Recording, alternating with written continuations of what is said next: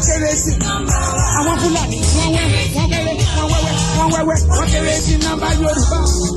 Kéré sí nọ́mbà wọn. Wọ́n kìlọ̀ wọ́n wẹ́wẹ́.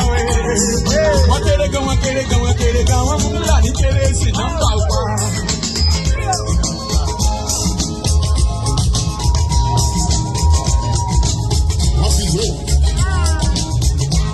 Bàbá àròpọ̀ ire ló sọ wípé àwọn ọmọ Fúlàní kéré sí nọ́mbà wa o. Wọ́n kéré sí nọ́mbà wa ọmọ Fúlàní wọ́n wẹ́ni sí Yorùbá nation. Nítorí pé wọ́n ń gbọ́ná fún wa ní Yorùbá. Wà ní Yorùbá nation.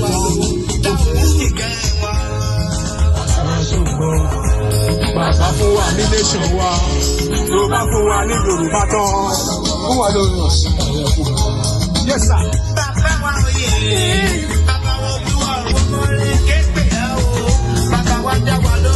Àròpọ̀ ire ṣògbọ́ bàbá fún wa ní nation wa tó bá fún wa ní nation tó táwọn kì í ṣe bẹ́ẹ̀. Ẹ̀yin ìyá mi jẹ́ ń jó níbẹ̀ yẹn ẹ̀ ní gbòkó ọmọ yín sí.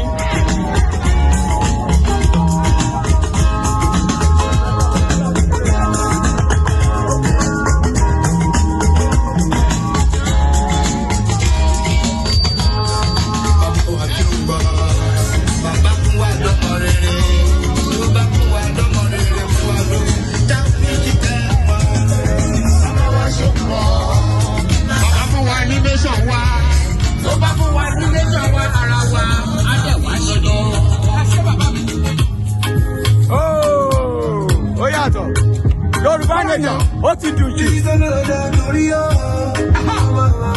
Make I tell you wetin I go for abule. Yes sir. Make I tell you wetin I go for abule. Make I tell you wetin I go for abule. Make I tell you wetin I go for abule. Oh, this big party inside my abule. Yes sir. I went there with my best friend Kule. Kule them there with the girlfriend Shile. Ghetto girls and they like